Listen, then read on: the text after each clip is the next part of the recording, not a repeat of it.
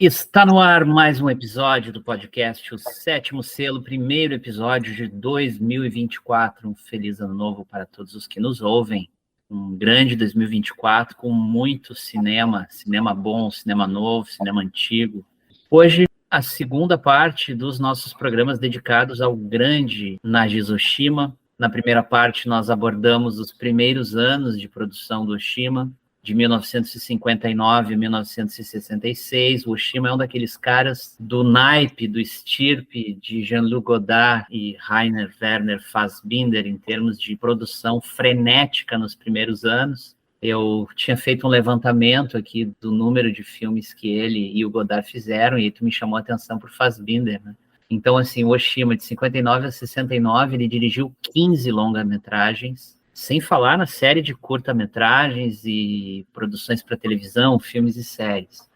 O Godard, entre 60 e 69, 16 longas, um a mais ainda 2 filmes que ele teria dirigido, que não foram creditados, e também uma série de produções para televisão, vários episódios daqueles filmes coletivos que eram muito comuns nos anos 50 e 60, especialmente na Itália e na França.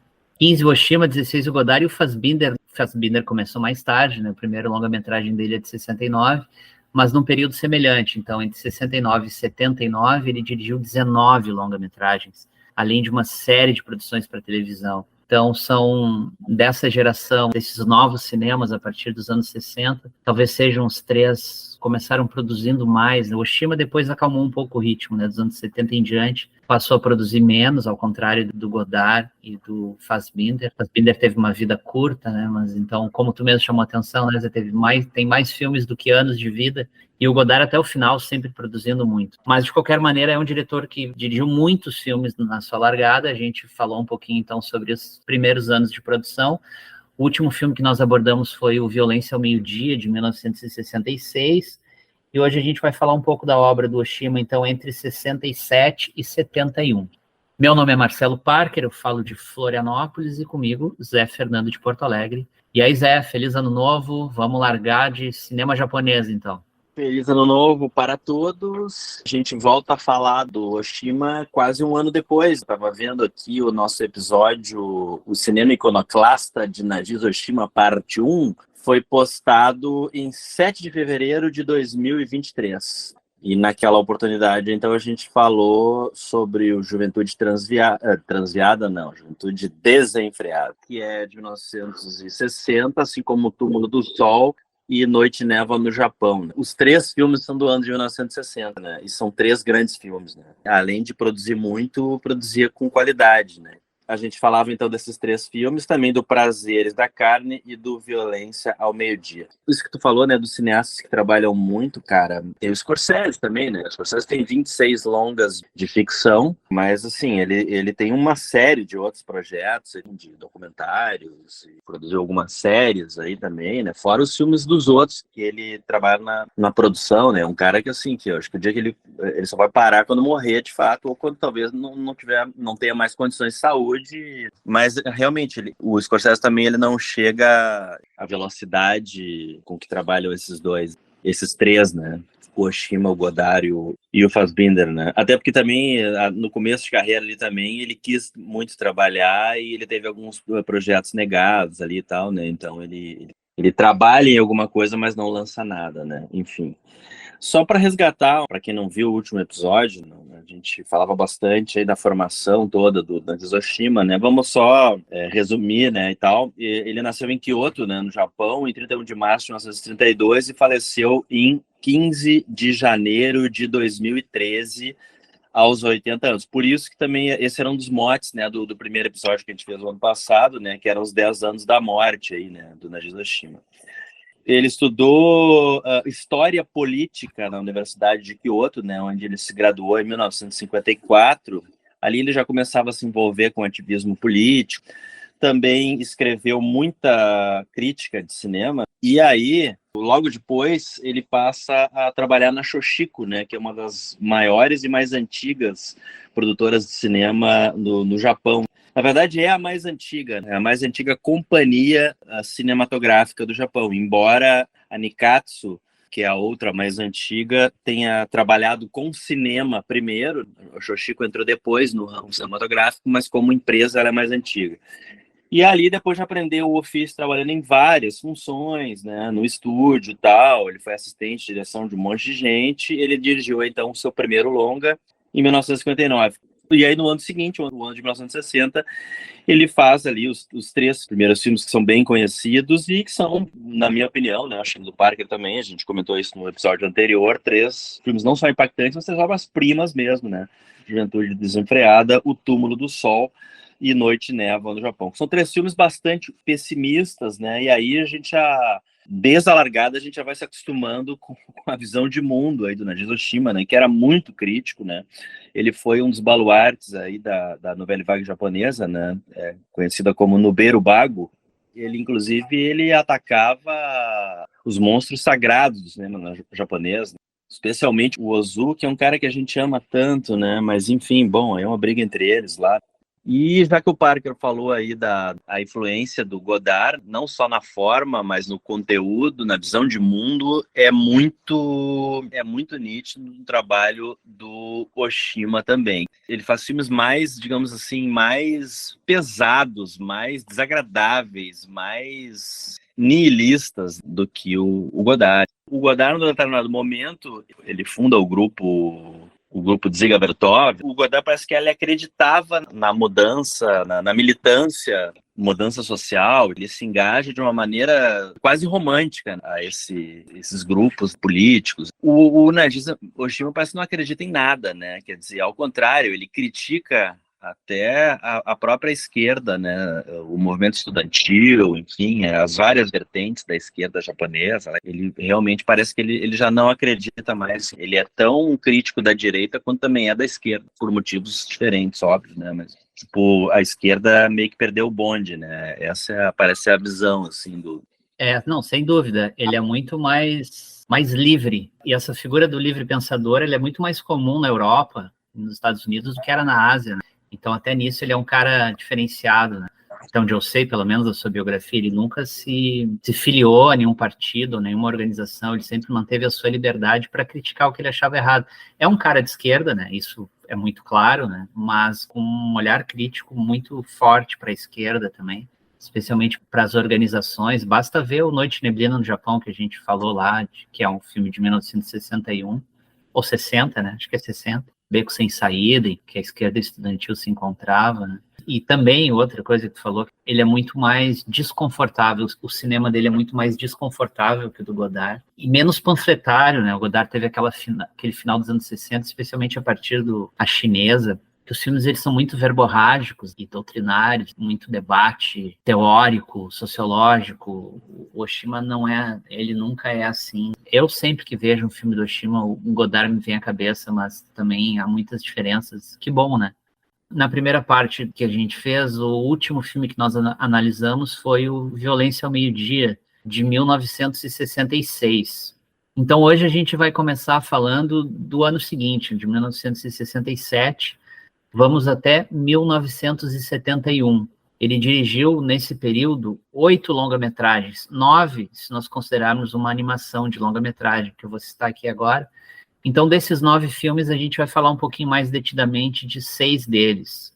4 foram lançados no Brasil, os outros todos são inéditos aqui, talvez ainda saiam, acredito que sim, em DVD ou em Blu-ray.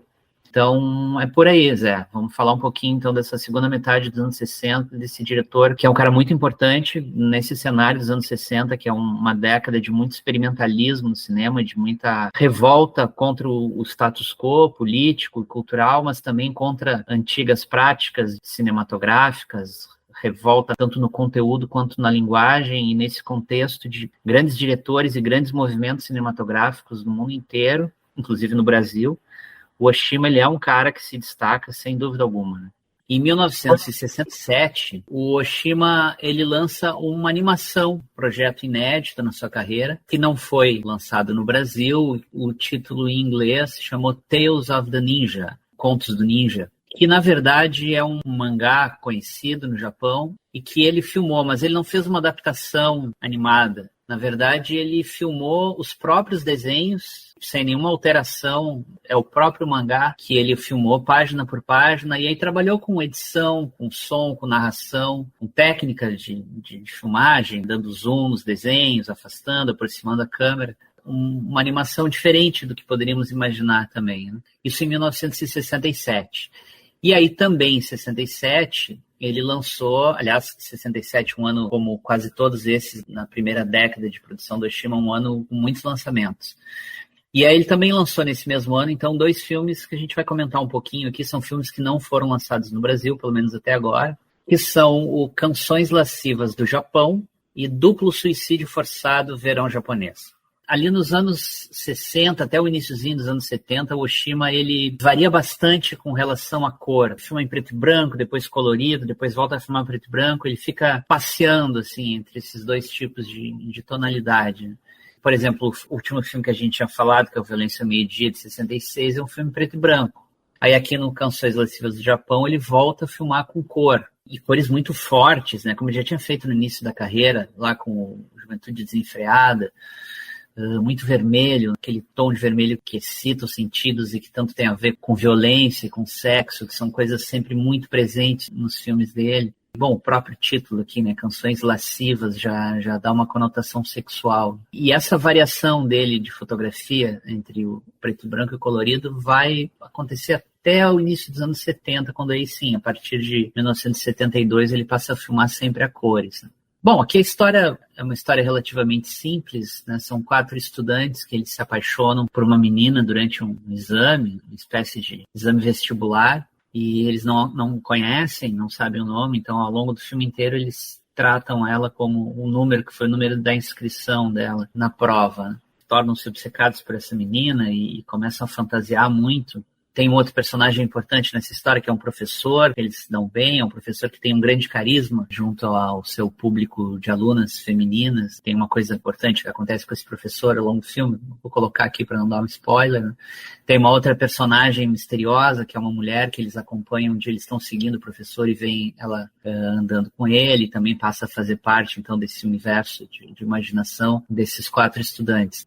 Então, assim, ele volta a esse mundo estudantil que ele tratou bastante lá no Noite Neblina do Japão, de 1960, só que ao contrário daquele caso em que eram alunos engajados politicamente, né, e ali talvez seja o filme em que ele mais aborda a questão da política estudantil, estratégias de luta, diferentes pontos de vista com relação à maneira correta de se posicionar politicamente, e aí é aquilo que a gente estava falando antes, da crítica e da contestação aos métodos da esquerda. Aqui, no caso, trata-se de estudantes completamente apolíticos, alienados politicamente. Tem uma cena interessante, inclusive, que eles estão na rua ali, falando, como sempre, de garotas e sexo. Na verdade, eles falam muito sobre sexo e não fazem, né? Então, o sexo está muito presente na imaginação, muito mais do que na realidade do dia a dia deles, né?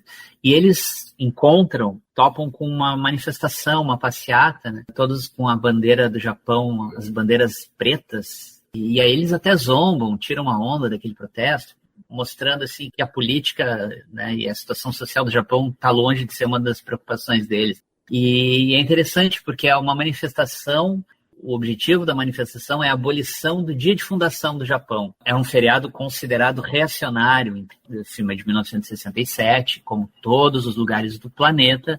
O final da década de 60 também foi muito agitado politicamente no Japão, com muitas manifestações e muitos protestos de rua, né? E esse era, então, considerado um feriado reacionário, feriado de 11 de fevereiro, que é um feriado que marca a ascensão do primeiro imperador japonês, lá nos anos 660, século VII a.C., uma data considerada reacionária ou não relevante para esse segmento de manifestantes, e que são esses jovens protagonistas do filme tiram uma onda, né, porque isso decididamente não faz parte do universo deles. A Guerra do Vietnã, ela é citada como, aliás, em todos ou quase todos os filmes do Oshima dessa época, a guerra que ocorria na Ásia, a segunda guerra relevante na Ásia depois da Segunda Guerra Mundial, né, depois da Guerra da Coreia, que de alguma maneira também aparece muito nos filmes do Oshima. Enfim, temas clássicos dele que estão presentes nesse filme. A sexualidade, a questão do estupro, que também é muito constante nos filmes dele. Aqui, na verdade, é um estupro imaginado, porque muitas vezes essa menina que eles veem nesse exame e ficam encantados com ela, eles imaginam situações em que eles estão estuprando. Então, o sexo nos filmes do Oshima, ele nunca é romântico e nunca está associado a qualquer tipo de pureza. Geralmente ele está associado à violência, à agressão, né? A mulher é um objeto, literalmente, né? O que também não deixa de ser uma grande crítica dele àquela sociedade extremamente machista e muito perigosa, muito letal ao sexo feminino, né? E a política também presente, embora que não como engajamento, mas como alienação. Eu acho um filme fraco dentro da obra do Oshima e também não é dos teus filmes preferidos dele, né, Zé? Imagino eu. Eu gosto mais desse filme do que outros dele, particularmente, assim, não me causaram grande impressão, não me emocionaram e tal, mas gosto bem menos do que, por exemplo, aqueles 3 filmes do ano de 1960 que a gente citou antes, né, e que a gente tratou no primeiro episódio, A Juventude Desenfreada, O Túmulo do Sol e Noite e Névoa no Japão, né, assim como o Garoto Soshio e o Enforcamento, que a gente vai tratar nesse episódio de hoje. Aí outros mais pro final da carreira, o Furiô em Nome da Honra, que acho que é um filmaço, o Tabu, o último filme dele. Mas eu gosto do filme, assim, não acho uma obra-prima, tá longe disso, mas eu gosto do filme, assim. Essa questão aí desses rapazes que se apaixonam pela moça, que ficam obcecados, não sei se é bem paixão o sentimento que eles sentem por ela, eles ficam obcecados por ela, né? Assim como eles ficam obcecados também por aquela mulher aí já um pouco mais velha, né? Ou mais velha que eles, pelo menos, que eles começam a seguir quando eles se dão conta de que ela tem alguma coisa com o professor. Eles estão com aquela sexualidade latente da juventude que eles não conseguem botar pra fora, eles sonham em estuprar a menina e eles têm, assim, quase que um ódio mortal, assim, um desprezo por aquele professor, justamente porque ele desperta esses sentimentos, desejo, né, nas mulheres, tanto essa mulher que aparentemente tem um caso com ele, quanto as meninas que estão, assim, completamente deslumbradas. Os filmes do Oshima têm isso, né? A sexualidade sempre agressiva e o sexo e a política estão sempre associados, né? De uma maneira ou de outra, né? Não sei se foi ele que iniciou essa tradição, mas a gente sempre se acostumou a ver nos filmes japoneses, seja de qualquer gênero, quando há sexualidade, a sexualidade ela é muito latente, quando não explícita, agressiva, e quando há violência, há muita violência. As duas coisas também frequentemente estão ligadas, né? A sexualidade não só relacionada com a política, mas também com a violência, né? Eu acho que tem uma coisa muito latente, assim, de frustração geral da sociedade que meio que engloba tudo, né? A questão sexual, as pessoas são meio perturbadas por isso. Frequentemente, nos filmes dele se descamba para violência e coisa, uma frustração política. Parece que nada vai resolver a situação política do país. Parece que o Japão, na visão do Oshima, entrou num beco sem saída, né? Então, tudo isso conflui, né, para aquilo que a gente falou antes ali, né, de que os filmes dele acabam sendo extremamente desagradáveis. Não tem, assim, um momento de respiro. A sexualidade é sempre muito agressiva, na situação política é sempre a pior possível. A situação chegou no impasse onde não se consegue achar uma saída. E a violência, de uma forma ou de outra, acaba aparecendo, né? A violência acaba, entre aspas, resolvendo a situação, né? Esse filme até não é dos mais violentos, mas, enfim, é isso, é aquele clima de tensão no ar, assim, né? Onde parece que em algum momento alguma coisa vai se quebrar, vai explodir. Sempre alguns personagens, assim, com vontade de morrer. E aí, no mesmo ano, então, ele lança o Duplo Suicídio Forçado, Verão Japonês, que eu gostei bastante desse filme, muito mais até do que do Canções Lascivas do Japão, dos filmes que são ainda inéditos no Brasil, é o que eu mais gostei. Um filme muito experimentalismo formal, dos mais experimentais, eu diria, e olha que esse é um adjetivo que a gente pode aplicar muito ao cinema do Oshima. Aqui volta, então, um filme preto e branco, depois de trabalhar com cores no Canções Lascivas no Japão. Ele sempre experimentando, né? Sempre brincando com a linguagem, muitos planos gerais, que é uma coisa que eu particularmente gosto. Me chamou a atenção já no início do filme, parecia aqueles cenários pós-apocalípticos, assim, daqueles filmes de zumbis. Muitos planos gerais, assim, ninguém nas ruas, tem umas cenas dentro do aeroporto, quase ninguém no aeroporto. Depois a gente vai entender que existe uma tensão social muito grande, está meio que marcado um confronto entre gangues para o dia seguinte. Depois tem um serial killer que começa a matar algumas pessoas, então as pessoas elas realmente estão trancadas em casa. Então esse é um cenário, assim, uma sociedade meio distópica, completamente dominada pela violência, onde as pessoas estão trancadas em casa. E a personagem principal é uma ninfomaníaca, que passa o filme inteiro tentando transar com alguém, com os caras que ela recém conhece e nunca viu na vida. E, na verdade, é um desfile de personagens socialmente disfuncionais. Então, assim, tem a ninfomaníaca, tem o cara que quer morrer e o sonho dele, ele quer ser morto, mas ele quer ser morto, assim, bem de pertinho, porque ele quer enxergar no olhar das pessoas o reflexo dele. Uma loucura muito específica, né? Um tipo de morte, assim, muito particular. Tem um outro que o sonho dele é ter um rifle para simplesmente sair atirando nas pessoas. Tem o outro que comprou uma faca e desde que comprou a faca ele tem compulsão por matar pessoas e ele conta ali que ele já matou vários, uns não acreditam, acham que é papo furado. Mas, enfim, é um desfile de personagens completamente sociopatas, né, desajustados, como, aliás, é comum nos filmes do Oshima, né.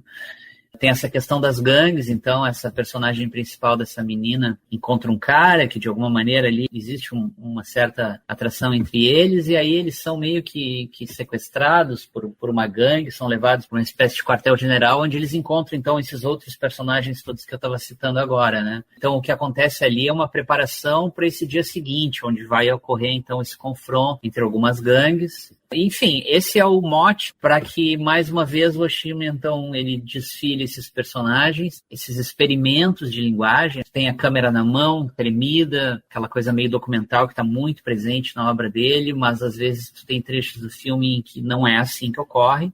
Isso vai ser bem comum depois lá no O Homem que Deixou Seu Testamento no Filme, onde a gente tem alguns momentos que são bem documentais mesmo, com câmera na mão e com correria, e outras com a câmera já bem estável. Aqui também isso acontece, né? Então tu não tem um estilo a guiar o filme. Tem uma coisa que ele faz muito interessante, que ele faz lá no Noite Neblina no Japão, que é diferentes pessoas estão reunidas no mesmo espaço e aí a câmera tá numa pessoa que está falando e aí alguém na outra ponta da sala fala e a câmera ela gira e vai encontrar aquela outra pessoa. Tu não tem ali várias câmeras, uma para cada. Tu tem esse movimento, que é uma coisa amadora, entre aspas, e que até dá uma tonteada, né? Porque às vezes as pessoas estão em partes diferentes do ambiente conversando e a câmera vai num movimento super rápido e mal chega lá, o outro fala e ela volta. Então tu tem esse jogo meio frenético de câmeras também. E aí tem um personagem interessante, eu estava pensando isso hoje, é um dos raros personagens não orientais a aparecer na obra do Oshima, que é aquele serial killer, que é um americano, né? Curioso isso. Estranho ver um rosto ocidental e falando ele tem pouca fala, né? Mas fala em inglês, assim. Parece uma coisa bem... cai de paraquedas no filme, né? E, inclusive com essa função toda da guerra de gangues e desse serial killer, que é justamente o americano. Eles estão nesse quartel-general, mas eles acompanham por um rádio, pela televisão, depois da televisão um deles quebra, eles acompanham pelo rádio, então o que está acontecendo, essa perseguição a esse serial killer, e elas se referem àquela cidade ali, que eles não deixam claro qual é, como a Dallas do Japão, uma atiradora solta, né? Dallas foi a cidade onde morreu o Kennedy, Texas. Então também tem essa referência, assim, uma violência fora de controle, faz com que poucas pessoas habitem as ruas nesse filme, né? Eu tô lembrando de dois filmes que saíram depois e com os quais me parece que esse filme tem alguma afinidade, que são o Demônio das 11 Horas, do Godard, e O Bandido da Luz Vermelha, dos Ganzella, não? São três filmes experimentais que têm uma narrativa que em algum momento se aproximam assim do cinema policial, vamos dizer assim, né? E aí eu vou citar a questão do americano aí que aparece, né? Do serial killer que aparece no final. Quando esse pessoal que estava confinado nesse espaço consegue sair, alguns deles, e conseguem entrar em contato com esse cara, eles têm uma maneira, cada um uma maneira diferente de se relacionar com esse personagem, uma maneira diferente de perceber esse personagem, né? Tem um que vai querer matar simplesmente por matar. Tem outro que vai querer matar para, digamos assim, comprar o seu perdão, né? Eu estou do lado da polícia, eu vou matar esse sujeito, eu estou tentando matar esse sujeito, pelo menos, E aí eu vou ficar livre, as pessoas vão esquecer, né, que eu tava confinado ali naquele espaço com outros bandidos e tal. Tem gente que quer lutar juntamente com esse cara. Eu vou formar uma parceria com esse cara e vou continuar atirando. Não sabe nem exatamente o que ele tá fazendo e por que, né, que ele tá matando, mas enfim, o cara quer se juntar a ele. É muito um retrato do período, tanto o Godard no Demônio das 11 Horas. Não, Demônio das 11 Horas é anterior, né? Eu não Acho que é lembro de se 65. 65, exatamente. Tá. O filme dos Ganzerla, que é um ano depois, né? São marginais, são personagens disfuncionais, como tu falou, que não sabem qual é o seu papel na sociedade, aliás, não tem papel nenhum, né? De que lado eles estão, qual é a motivação, o que eles pensam da situação social, política. É, sintomático da época, uma época muito violenta também, né? E sempre esse foco dele nos marginais e nos marginalizados, aqueles que são vítimas, como no caso do Toshio, depois, garoto, enfim, que não tem culpa nenhuma pelo que está ao seu redor, e outros que de alguma maneira, também fazem o universo ao seu redor. Então, os marginalizados e os que marginalizam, né? Falando a questão aí do filme pós-apocalíptico, tem vários filmes dessa época aí, filmes de ficção científica do leste europeu, filmes norte-americanos, ingleses, é a época ali a década de 60, é o auge da Guerra Fria, né? E a questão do personagem americano é muito provável que seja uma referência ao Vietnã, uma questão muito forte que aparece nesse período aí, inclusive nos filmes do Oshima lá e tal. A gente pode interpretar aquele personagem ali como um cara que meio perdido, que mata sabe-se lá por quê, que tá num território que não é dele, que a gente não fica em nenhum momento sabendo como é que aquele cara foi parar ali, né? Isso aqui é o interessante, assim, né, desse personagem, né? É simplesmente um americano que está no Japão, a gente fica sabendo que ele é norte-americano mais pro final, ele tá com um rifle na mão, ele tá matando a rodo, né? E aí a gente fica se perguntando qual é a motivação do cara, talvez uma metáfora da própria guerra do Vietnã, né? O cara não sabe exatamente o que tá fazendo ali, ele tá perdido num universo que não é o dele. Ele tem que matar. Tem que matar, exatamente.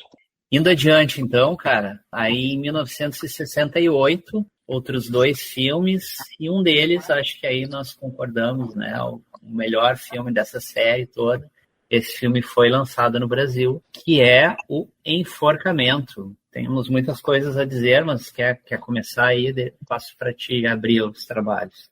O Enforcamento é um filme de 1968, ele foi lançado numa caixinha simplesmente chamada Nagiz Oshima, né, da Obras-Primas do Cinema. Ele é geralmente considerado uma das obras-primas do Nagiz Oshima, para muitos, inclusive, até o melhor filme dele. O Martin Scorsese, por exemplo, é grande fã desse filme. Ele é quase que uma peça de teatro, primeiro porque ele se passa num ambiente fechado, que é uma casa. A gente é apresentado esse ambiente, que é uma câmara de execução. O sujeito foi condenado à pena de morte. Parece uma casinha, parece um lugar super pacato, assim, né? Tem um jardim florido e tal, tamanho de um chalezinho. E aí a câmera vai subindo e tal, e tu percebe que aquilo tá dentro de um enorme complexo presidiário. E ali, nesse ambiente, assim, que parece ser absolutamente pacato, e onde tem, inclusive, um santuário budista para que o condenado vá lá e faça suas orações, é desse lugar aparentemente pacato que vai sair um cadáver, né? Um cara que foi condenado à pena de morte. Uma observação, essa vista aérea, ela é de uma prisão mesmo, né? A prisão Miyagi. Como ele não teve autorização,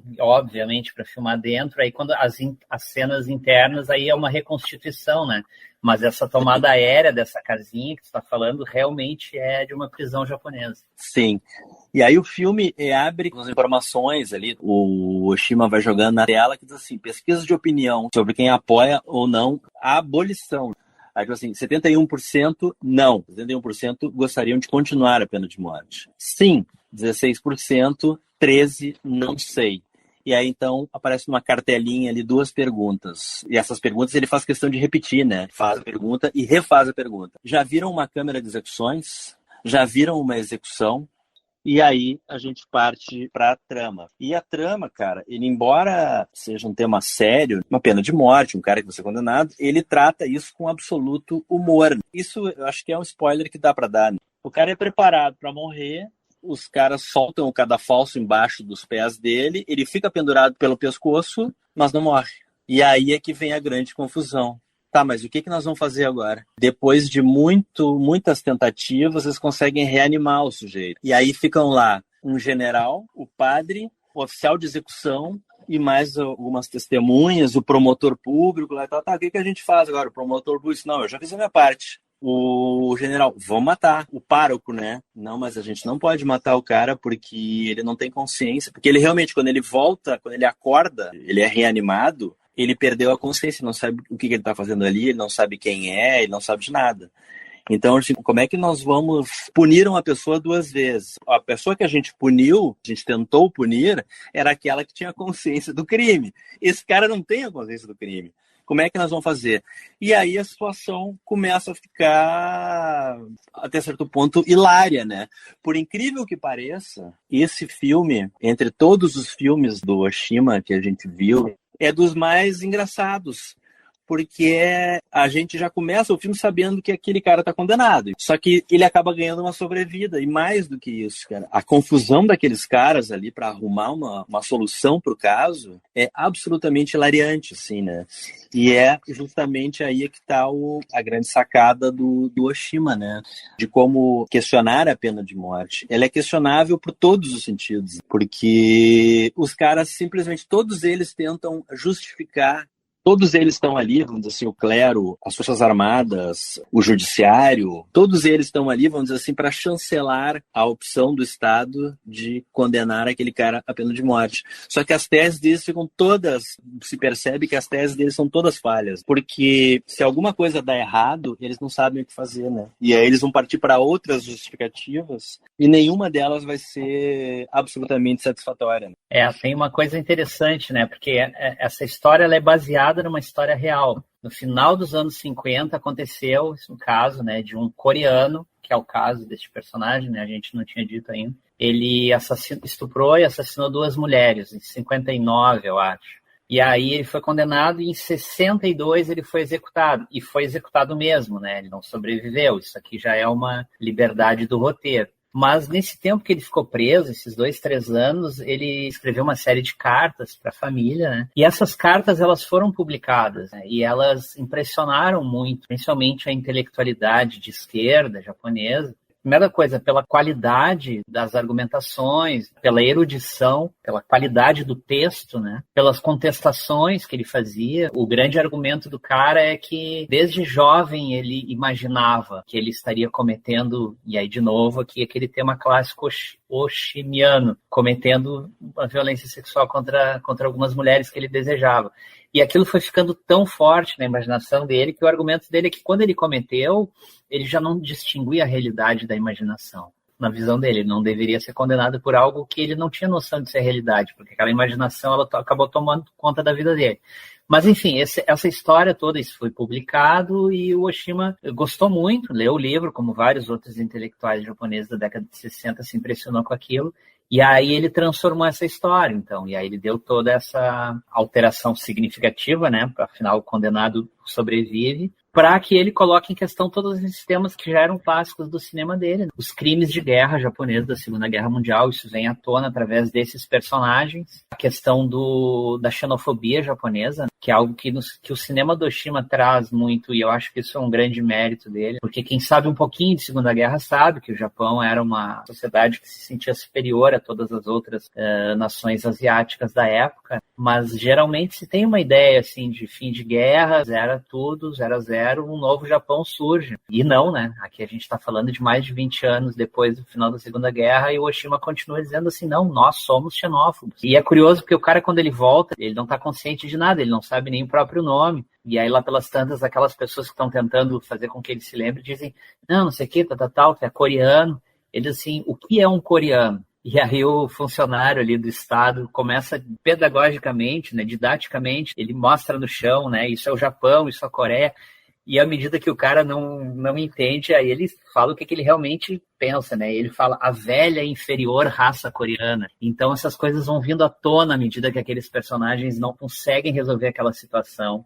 E aí tem uma sacada genial, porque eles começam a dizer para esse condenado o que aconteceu, qual foi o teu crime, o que tu fez. Só que, assim, o cinema, como linguagem artística, ele usa muitos flashbacks. E o normal seria isso. Poderia ter vários pontos de vista, como no caso do Rashomon, por exemplo, em que tem a mesma história contada por diferentes personagens, com diferentes fatos acontecendo. Mas são flashbacks. Aqui tu não tem os flashbacks. Aqueles personagens ali que estão todos ao redor desse condenado que sobrevive, eles começam a interpretar, e aí que entra essa coisa teatral que tu falou antes. Então eles interpretam, aí chama não, tu vai fazer a mulher que foi vítima, eu vou fazer o estuprador.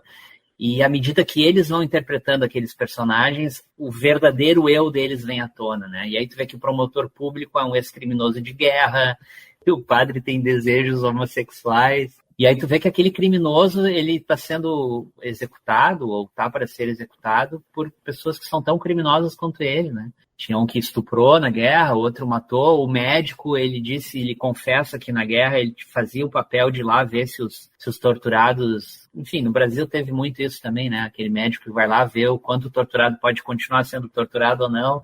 E aí o médico confessa que ele tinha alegria naquilo e que ele ia para casa e aquilo excitava ele, inclusive sexualmente, né? E aí, de novo, aquela ligação que tu falou antes, da violência com o sexo, né? Isso tudo muito ligado. Então, essa situação absurda, uma situação surreal, eu diria, né? Talvez seja o filme mais surreal do Oshima. Ela vai fazendo aflorar, então, aqueles personagens, aqueles agentes do Estado, ilibados, respeitáveis agentes do Estado, que vão se mostrar tão criminosos quanto aquele criminoso que eles estão tentando executar. Não é tema do nosso episódio, mas, assim, um filme que vale muito a pena as pessoas conferirem e que está no YouTube, né? Um curta-metragem dele chamado O Diário de Yeon Boggy, que é sobre um menino coreano, teve uma vida bem miserável. E isso, como tu bem falou, né? O Oshima sempre teve um olhar sobre isso, assim, né? Sobre como o japonês, o olhar do japonês e a própria atuação política, militar do Japão. E esse filme, ele é de 1965. Cara, então, é um curta-metragem, acho que não chega a ter meia hora, 24 minutos aqui, né? Que vale a pena conferir. Sobre isso que tu falou, né? Dos personagens, eles começam a ensaiar um psicodrama ali, vamos dizer assim, e acabam se revelando, né? Chega um determinado momento em que os oficiais ali e o médico, eles capricham tanto no teatro que eles chegam a entrar, vamos dizer assim, entre aspas, no personagem. Eles tentam simular um dos estupros do personagem na garota, né? Um dos crimes que levou o cara a ser preso e condenado à morte, né? E eles tentam simular o estupro da menina, claro, um vai fazer o papel do estuprador, mas a menina aí, logicamente que dá problema, né? Porque uma coisa que é muito forte no filme também é isso, é os dogmas, as visões limitadas que cada área tem. O militar tem a sua visão daquela situação, o promotor tem a sua, os médicos têm a sua, o pároco tem a sua, né? A gente começa a perceber como eles têm dificuldade, e eles próprios começam a perceber a dificuldade que eles têm de pensar em profundidade a questão, né? Pelas tantas, um deles, eu não lembro exatamente quem, né? Eu tenho só a frase anotada aqui, que diz assim: mas isso é demais para homens comuns como nós, né? Sim, exatamente, por isso mesmo que vocês não deveriam estar engajados numa questão tão profunda e tão complexa e tão valiosa que é tirar a vida de alguém. Até ali, se a execução tivesse acontecido de fato, teria sido tudo muito fácil, né? Mas o fato da execução falhar e eles não saberem o que fazer no momento, e passa a ter todo esse questionamento, mostra o quanto a questão é problemática. É um ambiente limpinho, é tudo racionalmente planejado, um ar de uma normalidade, assim, assustadora. Nem parece que as pessoas vão matar um ser humano ali, né? E aí, quando essa execução falha, né? Aí vem tudo à tona, né? Todos esses problemas aí, né? A ponto do oficial, né? Sacudir o condenado quando ele quando ele foi reanimado. O cara tá de olhos abertos, assim, no chão, né? Mas completamente inerte. E o oficial chega pra ele e começa a sacudir o cara e diz assim: pô, mas por que tu não morreu como planejado? Então, o enforcamento há quem considere o grande filme do Najizo Oshima, e talvez seja mesmo, né? Se não o grande filme, certamente é um dos grandes filmes dele.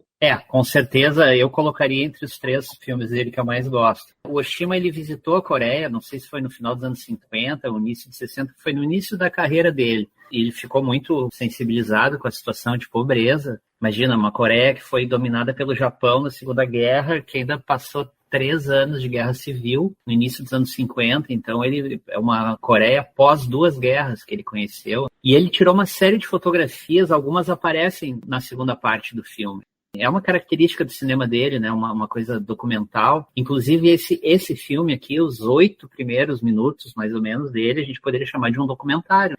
Um documentário super didático, daquela questão que tu coloca ali, né? Você é a favor da pena de morte? Você sabe como é uma execução? Então, ele tem toda uma linguagem documental, até o momento da execução em si. Aí entram os personagens e o filme passa a ter uma cara de ficção. Bom, concordo contigo, ele é o filme um dos, talvez seja o mais engraçado, o que é muito estranho, que é um tema mórbido, né? Uma execução que não dá certo, e então toda uma preparação para uma nova execução, mas ele tem, sim, muito humor, porque a situação ela é irônica por si só, né? E aqueles personagens, eles são tão atrapalhados na maneira de resolver aquilo que chega a ser engraçado, né? O engraçado não é da situação, enfim, de qual pessoa está sendo condenada e vai morrer. O engraçado é o ridículo daquelas pessoas tentando justificar aquela morte, e a morte não sai, eles não sabem o que fazer. O engraçado não é a execução em si, obviamente. O engraçado é como essas pessoas são atrapalhadas e como elas são hipócritas. E tu falou em psicodrama, eu tinha notado essa expressão aqui, cara, porque é isso mesmo, né? Eles começam a interpretar, tentar reconstituir aquilo, e cada um vai assumindo aquele papel. E tem um outro recurso que ele utiliza que é bem interessante no final, que ele cria aquela personagem feminina, que é uma personagem imaginária. Alguns deles às vezes veem, aí o que não via antes passa a ver, mas ela tem um papel muito particular e muito importante na história, que ela é o dedo acusatório, porque nós, espectadores, estamos desde o início vendo as contradições daquelas pessoas que estão acusando, né, o condenado. Mas ela chega e bota o dedo na cara e diz, não, vocês japoneses são isso, são isso, são isso. As condições dos coreanos no Japão são tais. Ela fala que existiam à época 600 mil coreanos no Japão. Ela aponta o dedo para essas hipocrisias que para nós já estão claras, né, estão sendo reveladas, mas ela tem esse papel muito claro. E ela é como se fosse aquela pessoa que chega e abre o armário e saem os fantasmas japoneses, os crimes de guerra, o fato de haverem criminosos de guerra trabalhando no Estado, assim como havia na Alemanha, né? Muitos ex-nazistas continuaram fazendo parte, inclusive com cargos de poder, sem falar aqueles que foram cientistas, principalmente, que foram absorvidos especialmente pelos Estados Unidos. Então, no Japão, graças ao Oshima, nós que não somos especialistas na história japonesa, a gente fica sabendo que ali também ocorreu isso. Os criminosos continuaram não só à solta, mas ocupando cargos importantes, cargos na justiça, cargos na política, na burocracia estatal.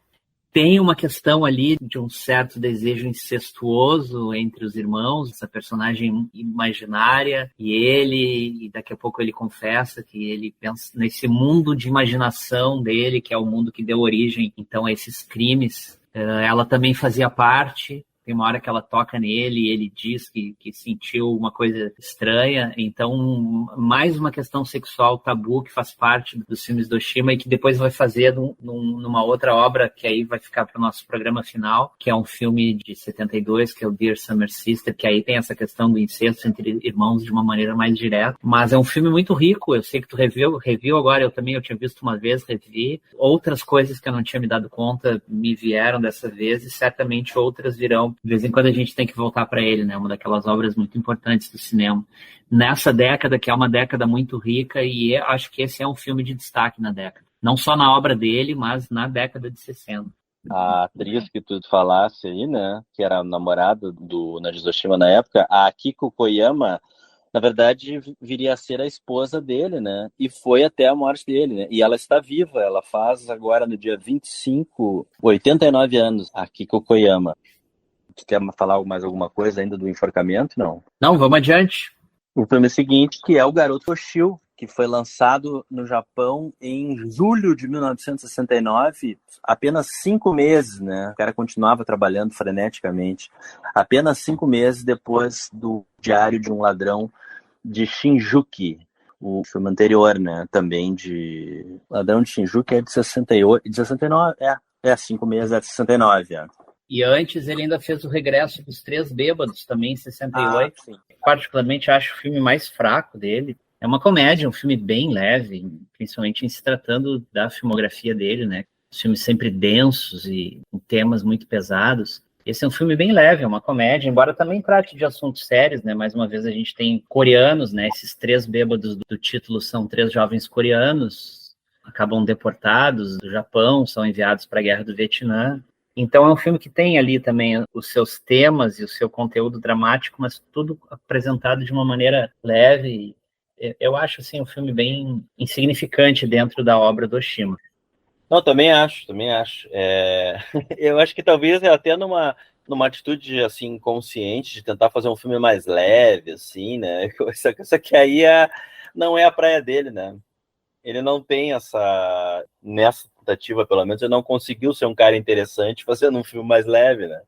Os filmes dele, assim, mais contundentes, mais agressivos, mais nihilistas mesmo, são mais interessantes do que essa tentativa. Tentativa válida, ok, mas não... Ele é um filme meio cansativo, inclusive. É verdade.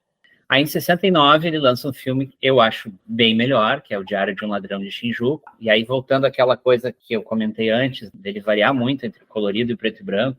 Esse filme anterior, então, O Regresso dos Três Bêbados é um filme colorido, e aqui no Diário de um Ladrão de Shinjuku, mais uma vez, ele retorna ao preto e branco, mas também ele tem uns momentos coloridos, o filme também bem experimental. É a perseguição a um pretenso ladrão, o som sempre direto, não é um filme também que trabalhe com trilha sonora, né? E mais uma vez a gente tem então esses personagens socialmente disfuncionais. Tem um jovem que ele rouba livros em uma livraria e prefere sempre roubá-los a comprá-los, embora tenha essa condição. Ele começa a se relacionar com a vendedora da livraria, que acaba pegando ele no ato, leva ele para o chefe para mostrar o roubo, e depois ele repete isso e acaba se gerando ali uma relação entre ambos. Ele rouba por opção. Então a gente tem aqui mais uma vez esse comportamento disfuncional, né? Os marginais e os marginalizados. E aí a gente tem também muito experimentalismo de linguagem, tem muitos momentos com câmera na mão, aquela câmera tremida. Como eu falei também, ele brinca um pouco com essa coisa da cor.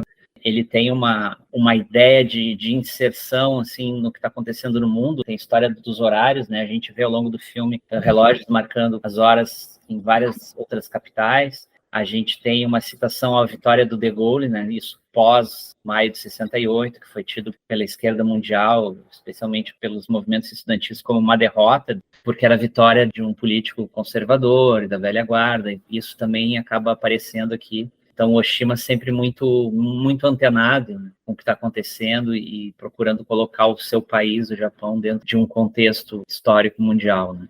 E aí, também, em 1969, ele lança um filme, talvez possamos dizer que é um dos seus filmes mais conhecidos, ainda que, se tratando de Najizo Oshima, é um conhecimento sempre restrito a cinéfilos, não é um diretor assim do grande público, pelo menos no Ocidente, né? Mais ainda no Brasil, que é o Garoto Toshio. E é um filme muito mais convencional, no sentido de linguagem, né? Um filme que a força dele está baseada na história, não tem experimentalismos, grandes discussões de temas teóricos e filosóficos. É um melodrama, no sentido mais tradicional, a história de um garoto. O fato de ser um pouco mais convencional na linguagem não quer dizer que tenha vida fácil. É um menino, uma criança, por volta ali dos seus 10 anos, 9 anos, levado pelo pai e pela madrasta a cometer delitos nas ruas de várias cidades japonesas, né? Eles simulam atropelamentos para extorquir o dinheiro, então, das pessoas que pretensamente teriam os atropelado. E a gente acompanha isso especialmente pela visão dele.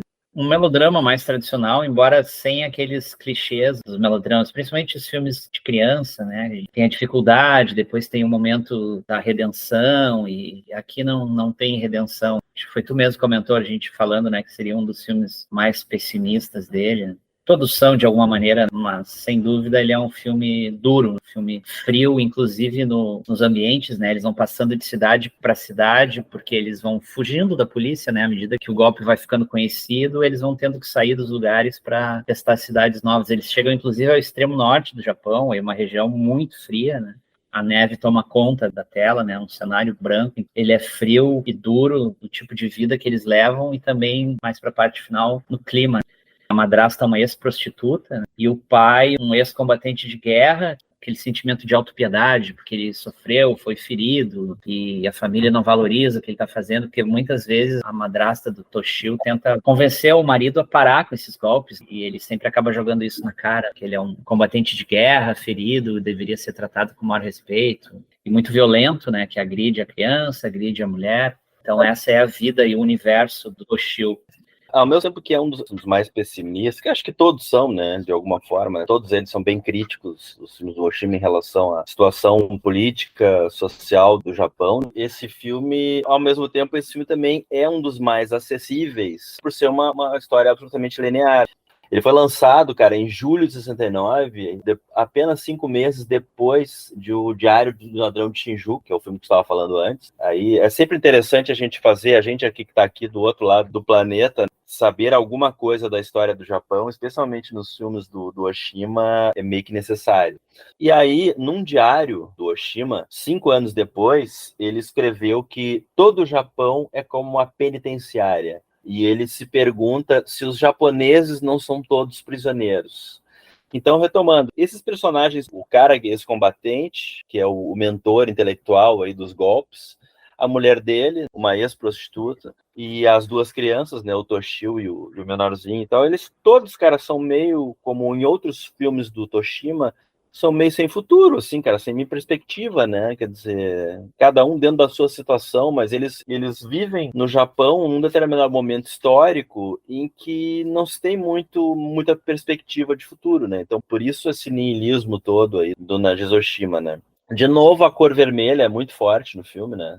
De novo, a questão aí que aparece em outros filmes, a questão familiar, e especialmente nesse filme, né, aquele núcleo familiar ali, a impressão que tu tem é que ele pode se esfacelar a qualquer momento, porque é uma família completamente incerta, como todos eles, assim, individualmente, têm um futuro incerto, eles como núcleo familiar, tu não sente segurança em nenhum deles. Qualquer um, daqui a pouco, pode ficar pelo meio do caminho. E tem um diálogo, né, uma cena que eu queria destacar. Um determinado momento, como tu falou, eles vão aplicando esses golpes assim de forjar acidentes de trânsito e tal para chantagear as pessoas, né, os motoristas a pagar uma grana para não se incomodar com a polícia. Só que o golpe vai sendo descoberto e eles vão ter que fugir de cidade para cidade, né? E lá pelas tantas, eles chegam no extremo norte do Japão. E aí o Toshio comenta assim: estamos no fim do Japão, não é? E respondem para ele: é verdade. E aí a madrasta diz assim: do outro lado do mar já não é o Japão. E aí o pai dele diz assim: agora já demos a volta, não há mais para onde irmos.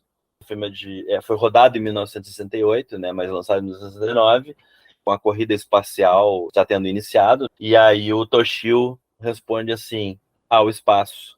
É como se eles só pudessem fugir para o espaço. O desespero deles, assim, a falta de perspectiva é tão grande que o guri começa a fantasiar, pensar que talvez a gente consiga fugir para o espaço. E o Toshio, ele é fissurado em extraterrestres. Ele tem o irmãozinho pequenininho que ele conta histórias, tentando meio que assustar o irmão com monstros do espaço. Então é isso aí, né? Para ele, aquele é o território a ser explorado, para cima, para o céu. Não é um filme de sessão da tarde, mas digamos que passe, ele pode ser acompanhado pelo espectador comum, aquele espectador que não é muito ligado em cinema, mas que gosta de ver filmes. Talvez seja o único do Oshima, que todos os outros trariam certa revolta, ou até as pessoas não aguentariam ir até o final, porque em algum momento iam se perder, ou não iam entender mais nada. E esse é um filme com uma narrativa linear, ele tem essa coisa da criança que tende a nos cativar e nos tocar o coração, da gente acompanhar, principalmente uma criança que sofre, né? Então realmente um filme mais tradicional, não tem nenhuma ida e vinda temporal. A força dele está na história. Os temas, eles são constantes nos filmes dele, mas a maneira de filmar, não. Não é um cara que tu veja e pela fotografia ou assistindo um pedaço ali, pela maneira de contar uma história que tu capte que é ele. Ao contrário de tantos outros diretores que têm a sua marca, eu não vejo isso nele. Eu acho que a marca é justamente a inconformidade, não só com a situação social, mas a inconformidade com o conformismo no cinema. É um cara que estava sempre transgredindo a ele mesmo, né, o que ele tinha feito anteriormente, inclusive fazendo um filme uma linguagem mais tradicional, quando possivelmente na época se esperava dele mais um filme complicado, estranho, difícil. Ele tem esse classicismo, mas assim, o pessimismo tradicional dele tá todo ali, né? É a indignação, assim, com o Japão. Começa pelo aquele lance que a gente falou, acho que já no outro episódio também, né, sobre o acordo no final da guerra, que o os japoneses são obrigados a assinar com os Estados Unidos e que deixam eles de joelhos, né? E isso, assim, para o orgulho japonês, para o sentido de honra que eles têm, isso é muito doloroso. E isso, né, é a coisa do país sem rumo, né? Da juventude, aliás, a juventude não, das várias faixas etárias, do idoso, a criança, dos trabalhadores, dos estudantes. Todo mundo tá meio sem rumo, né, sem perspectiva. Então isso tudo tá no filme, né? A questão é essa, realmente. Em termos de linguagem, em termos de narrativa, mais linear, mais dentro do classicismo, ele é mais acessível do que os outros.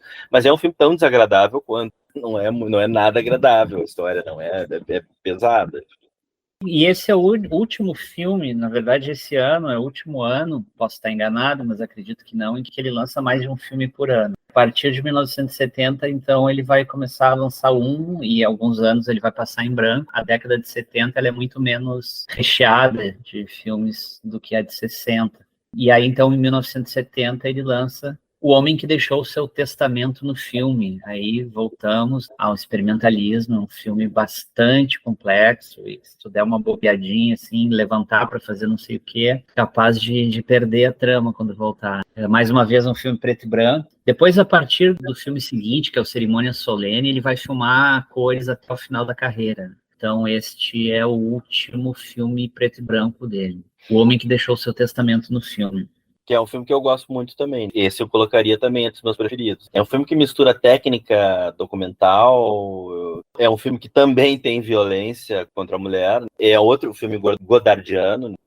E mais uma vez a gente tem um universo da política estudantil, né? Assim como lá no Noite Neblina sobre o Japão de 1960, mais uma vez aqui também muita discussão sobre os métodos da política não institucional, ou que a esquerda, pelo menos a esquerda estudantil, deveria, métodos pelos quais deveria agir. Tem muita discussão também aqui sobre a participação dos intelectuais, umas citações a alguns outros cineastas, fulano, vão nos ajudar, vão pegar junto, inclusive cita o próprio Oshima, o Yoshida, o Shohei Mamura, o Seijun Suzuki, estão citados ali pelos jovens como possíveis apoios que eles ganhariam. E tem também, assim como tinha no caso do enforcamento, que tinha uma personagem que era a irmã do enforcado, que alguns viam, alguns não viam.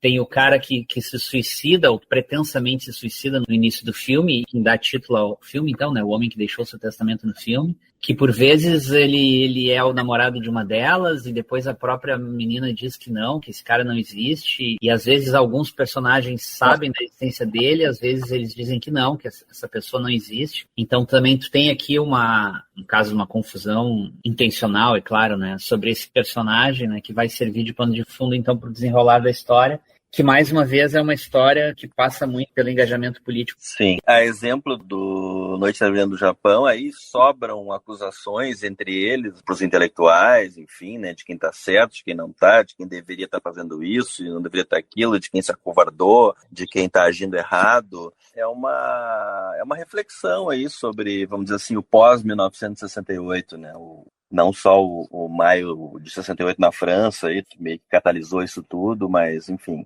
o ano de 1968, que é muito importante, né, para essa discussão toda estudantil.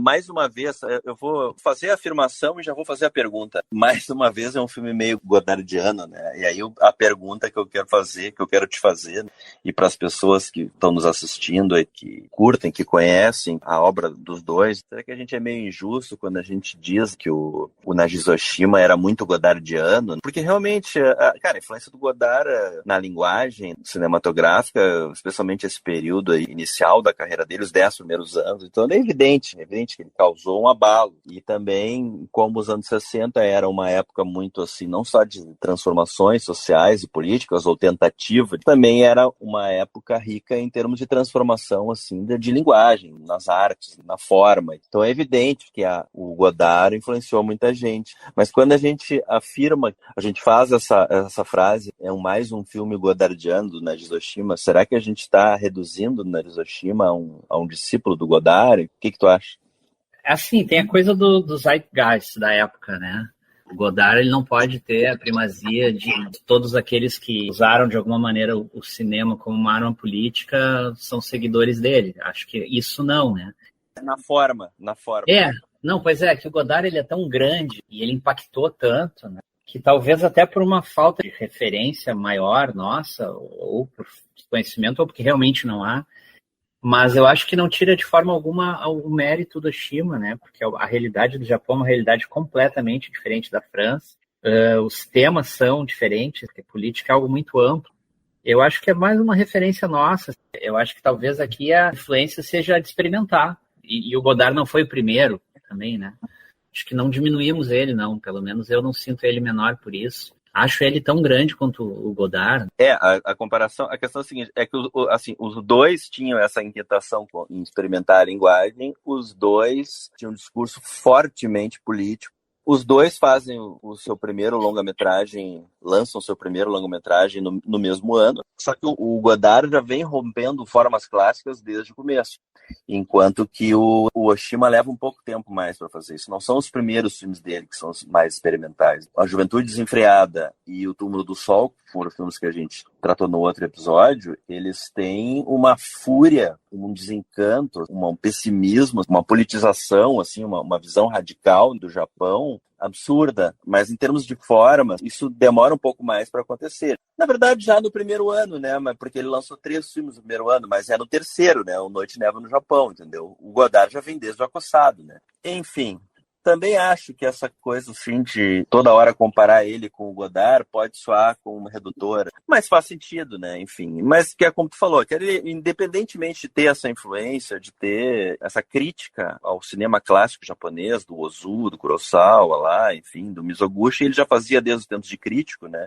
Então, assim, é uma inquietação muito verdadeira dele, independentemente de ter essa influência do Godard, não, ele é um grande cineasta ou não, essa sim, ponto. Bom, e daí a questão do filme, né, quando eu disse que ele é godardiano, porque ele realmente ele brinca muito com a forma. Ele tem linguagem de documentário, ele tem uma coisa de ir pra rua, né? Lá pelas tantas tu não sabe bem se aquele personagem que teria filmado nas ruas lá e tal, e deixou, o cara que deixou o seu testamento no filme, e que o cara, né, o rapaz disse que era namorado dela, a menina disse que não sei o quê, algum deles questiona se o cara realmente existiu, coisa e tal. Quer dizer, tudo isso é uma coisa assim que, em certo sentido, aproxima realmente do Godard. Mas é um filme que ele não fica só nesse experimentalismo todo, né? Outros temas do Oshima que são tratados no filme, a própria questão da violência contra a mulher, do sexo como agressão, né, que a gente falou em outros filmes, também aparece. E é muito assim, aí de novo a aproximação com o Godard, uma discussão sobre o que é o cinema, o que é a verdade, o que é o cinema político, até onde o cinema político, a intenção das pessoas fazerem política usando o cinema tem os seus limites. Cara, eu acho assim, né, agora falando, tá me lembrando aqui, eu acho ele um dos filmes mais fascinantes ainda, mais legais. É aqueles filmes assim que dá vontade de ver, rever e rever indefinidamente. Uma correção, cara, O Acossado, ele é de 1960, o primeiro filme do Godard, o primeiro longa. O primeiro filme do Oshima é de 59, que é Uma Cidade de Amor e Esperança. A carreira de longas do Oshima começou um pouquinho antes, né, não é do mesmo ano do Godard. Sim, pode ser, Mas o Godard, desde o primeiro filme, ele já brinca com a linguagem, o que no Oshima não se dá também no ano de 60, mas é a partir do terceiro filme, até porque o cara, como a gente falou antes, ele filmava assim numa velocidade absurda, né, nesse ano de 60 e chega a fazer 3, né. Enfim. Só mais umas coisinhas para dizer sobre ele antes da gente passar para o próximo. Tu falou da violência contra a mulher, o estupro, mais uma vez ele está presente, suicídio também, que é outro tema delicado que perpassa os filmes do Oshima aqui também. Tem uma citação que um dos personagens, um dos estudantes ali, dos jovens faz, que é de um poeta, filósofo e crítico japonês, Takaaki Yoshimoto. É uma citação interessante. Abre aspas. O Japão é uma mistura complexa de feudalismo e modernismo. Uma vez que ele te suga, você só se afunda mais no pântano e fetichiza as experiências vazias da infância e da juventude.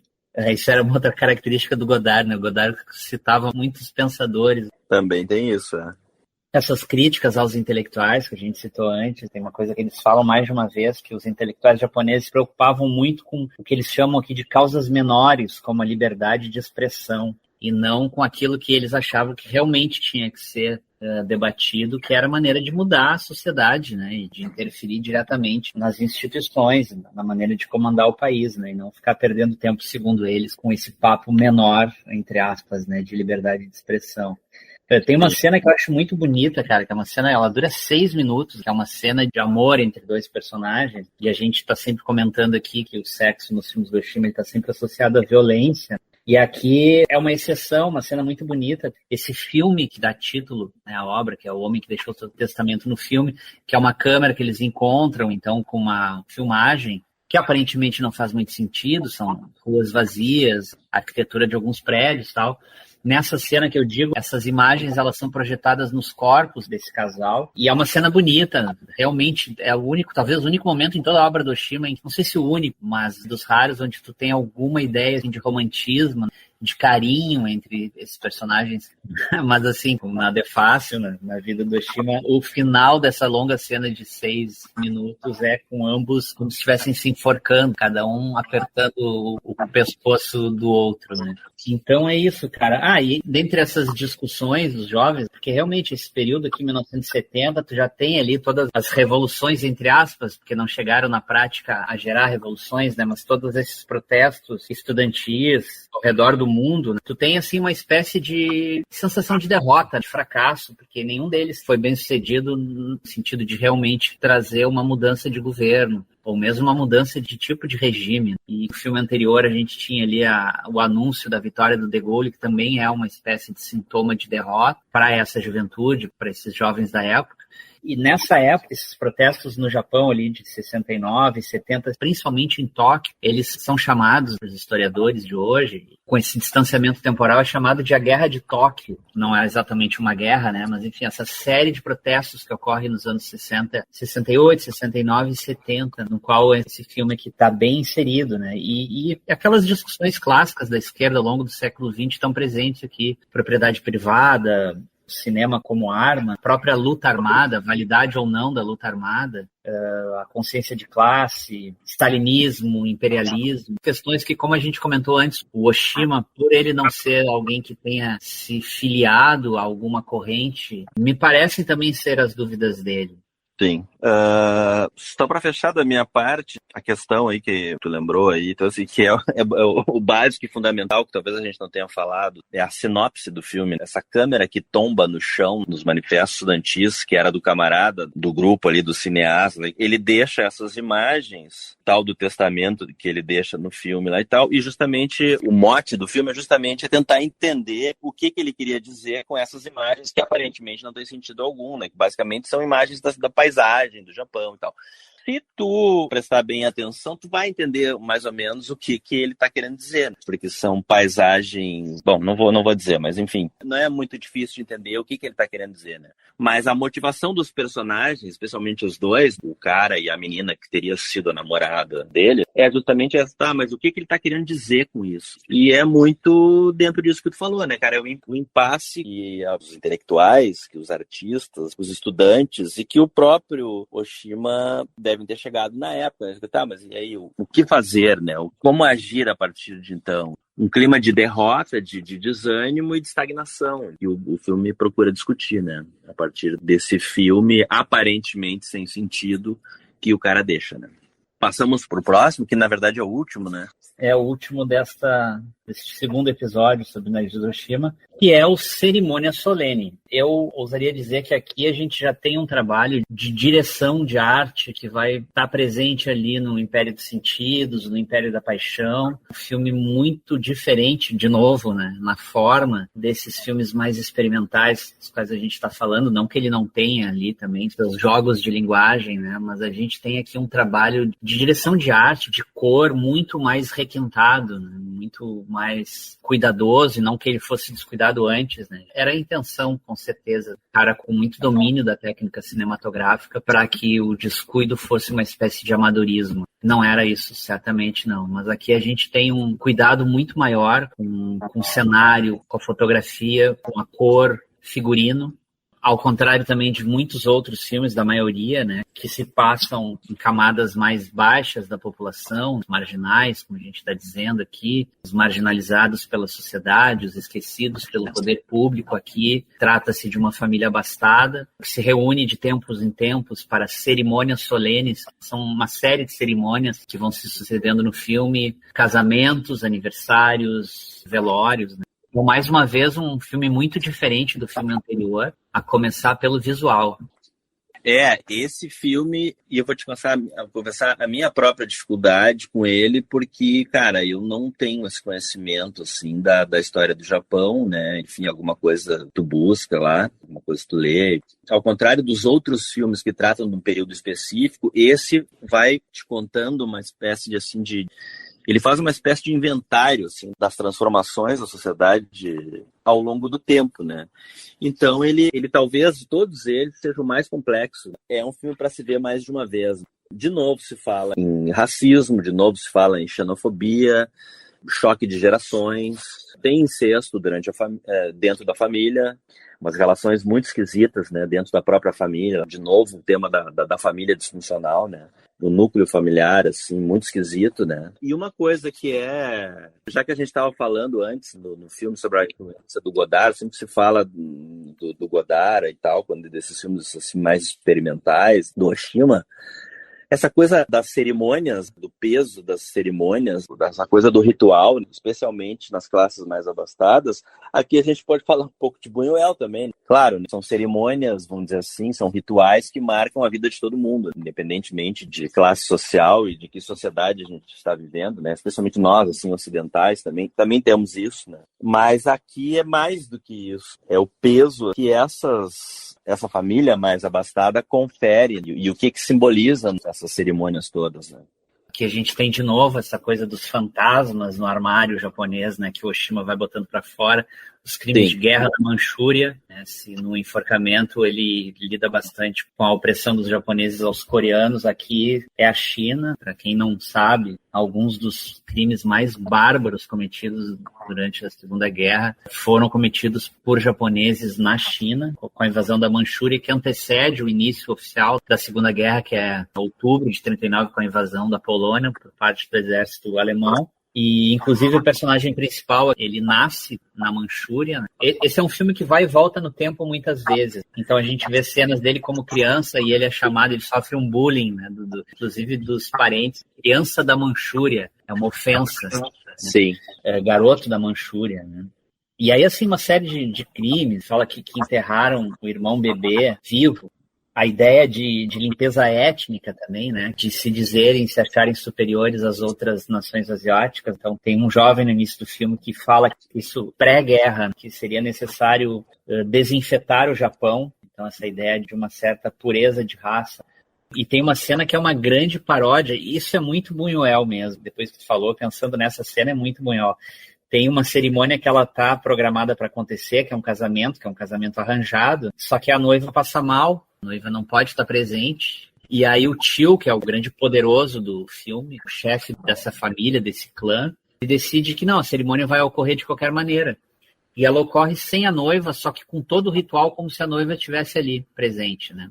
Isso é muito surreal e causa um constrangimento enorme ao noivo, que não tem força para se opor àquilo, né? As pessoas que estão assistem aquilo também com uma estranheza enorme e é uma situação ridícula, né? Que ele é obrigado a se submeter àquilo. Enfim, e tem uma coisa da morbidez e uma certa até ritualização e celebração da morbidez, né? A morte, ela está sempre presente. Tem esses funerais, tem a cena da tia, que ela morre flechada e grudada numa árvore, e ocorre todo um ritual ao redor daquilo, né? Tem aquela cena em que eles se abraçam dentro de um caixão. Então, assim, a morbidez e a ideia da morte, ela está presente sempre. A questão do incesto, tem um desejo ali, uma relação muito estranha desse personagem principal com a tia, e não só o desejo dele pela tia, mas a própria tia que chega para dar banho nele quando ele é pequenininho. E as outras crianças assistem aquilo de uma janela e comentam, mas ela nunca fez isso comigo. A própria filha dela diz, ela nunca me deu banho dessa maneira. Então tem ao menos a sugestão, né, de desejos incestuosos presentes. E vários segredos familiares que vão aparecendo ao longo desses momentos em que essas pessoas se encontram ao redor dessas cerimônias solenes. O suicídio também está mais uma vez presente. E também, mais uma vez, essa coisa da estetização da morte. Uma cena muito bonita, com um colorido muito bonito. Uma paleta de cores, assim, de azul e de preto muito bonita, né? Eu acho esse filme visualmente muito bonito. Como eu falei, ele tem uma direção de arte bem trabalhada, assim, bem caprichada. E eu acho que ele abre, assim, uma sequência de alguns filmes que o Oshima vai fazer, que também não são constantes, porque depois desse ele tem um outro filme que a gente vai falar no próximo episódio, que não é assim, também foge ao anterior, mas a partir do Império dos Sentidos, eu acho que aí sim, ele vai trabalhar um pouco mais nesse sentido de uma direção de arte mais trabalhada e filmes esteticamente, muito cuidado com as cores, com o figurino, e até indo mais para trás, no Japão Imperial, saindo um pouco, ele é um cineasta muito do contemporâneo, e aí ele vai, claro que os temas que ele vai trabalhar vão ser os mesmos, né, mas ele dá uma... Nesse filme aqui ele já volta bastante no passado, ele tem muitos flashbacks, então mais uma vez é um filme diferente com relação ao anterior, diferente com o que vai vir depois, o que nesse sentido faz dele um filme muito oshimiano, mais um. E também é um filme que assim, é muito marcado pelas tomadas longas, é mais um grande filme do Oshima e pela primeira vez talvez assim, essa coisa meio buñuelesca. A coisa que eu penso do Buñuel é a questão dos rituais, do peso da cerimônia, do ritual, né? É a crítica à burguesia, ou enfim, como quer que se chame, né? No caso desse filme, assim, das classes mais abastadas. E também são essas situações meio absurdas que acontecem. Ao contrário de alguns filmes do Buñuel, tem a coisa do surrealismo. Esse filme é um filme realista, né? Que não tem nada... As pessoas não vão encontrar aqui as pessoas jantando e sentadas em cima das patentes, das privadas, como aparece no Buñuel. Mas a situação em si, algumas situações que acontecem por si só já são absurdas, né? Dentro dessa dinâmica dessa família abastada e que é muito, muito, muito disfuncional. E assim a gente encerra então essa sequência de filmes que nós escolhemos para hoje. Esse segmento temporal da carreira do Oshima de 1967 até 1971, um período curto em que ele fez 8 filmes, 9, se a gente contar com aquela animação, Contos de Ninja, né? Então, por hoje era isso. A gente ainda vai fazer mais um episódio, pegando a fase final, os últimos 5 filmes do Oshima, que aí eles estão mais esparsos, né, num período de praticamente 15 anos. Mais uma vez, aquele toque, né? Um autor que não é um autor fácil, que exige um certo esforço intelectual do espectador e muita vontade de realmente assisti-lo e compreendê-lo e conhecê-lo. Mas à medida que consegue penetrar nesse universo e se identificar de alguma maneira com os temas, o que não quer dizer se identificar com a visão de mundo, eu me sinto muito feliz de não ter uma visão tão negativa do mundo quanto o do Oshima, mas o que de forma alguma diminui a minha admiração pelo artista. Um grande artista e um dos principais cineastas dos anos 60 para cá. É um cara que pelo menos ele tem que ser conhecido por quem ama o cinema. Sim, e só como última informação, tanto o homem que deixou seu testamento no filme, quanto Cerimônia Solene, estão na caixa A Arte de Nagiz Oshima, lançada pela Versátil, 1 ano ou 2, talvez. Na mesma caixa tinha aí 2 filmes que a gente falou no primeiro episódio, foram Noite e Névoa no Japão e Prazeres da Carne. Biblioteca de Cinema. Dicas de livros sobre a 7ª arte de O Sétimo Selo Podcast. Então, gente boa, é o seguinte, é um livro de uma norte-americana chamada Patty Bellantoni. Pelo que eu vi aqui, ela é membro do American Film Institute em Los Angeles e ela ensina ou ensinava quando saiu o livro, enfim, disciplina que é o seguinte, cara, Color and Visual Storytelling. O livro chama-se If It's Purple, Someone's Gonna Die, ou seja, se tem roxo, alguém vai morrer. Ela fala sobre as cores, né? O uso da cor no cinema. E mais do que isso, cara, ela faz isso com exemplos. Pega vários filmes, assim, tipo, porque, claro, como a gente sabe, né? Uma cor pode ser usada num contexto por um diretor, pode ser usada no outro, pode ser usada num contexto diferente pelo mesmo diretor. Estava falando do Nagiz Oshima aqui sobre o uso do vermelho. Como é que ela define o vermelho? A cor cafeinada. tem vários... Dentro do capítulo, né?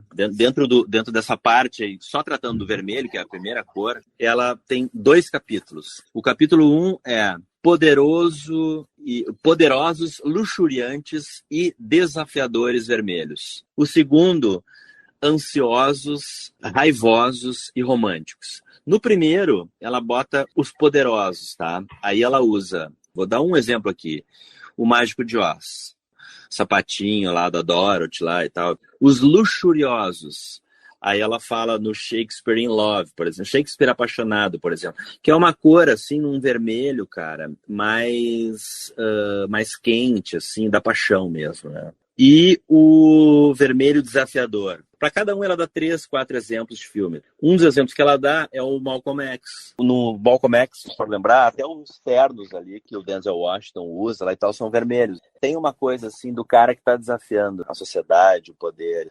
Aí já no capítulo 2, né, que são os raivosos, os românticos, os ansiosos. Os vermelhos ansiosos que ela cita aqui. O Sexto Sentido, tu vê vermelho direto. Não só os mortos que a criancinha vê, né? I see dead people, mas assim, a próprio cenário em volta.